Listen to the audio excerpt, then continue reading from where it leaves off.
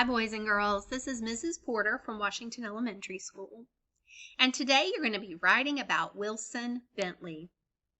Now that we've come up with some traits to describe Wilson, you're ready to write about the one trait that best describes him.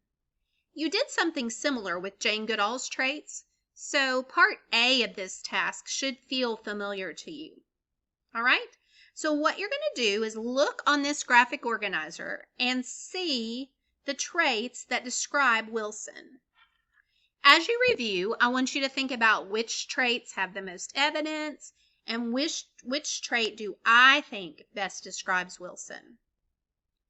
So I see persistent and determined, passionate, observant, and inspiring. As you're doing your writing, you're going to write a few sentences explaining why you think the trait that you choose best describes Wilson.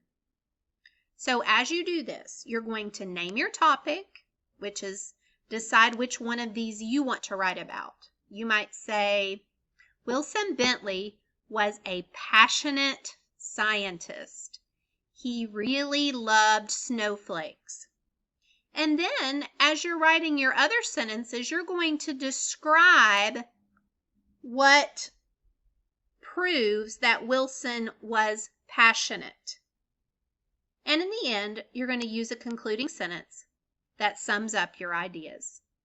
All right? So you'll have about 5 sentences in this paragraph about Wilson Bentley. That's your assignment for today.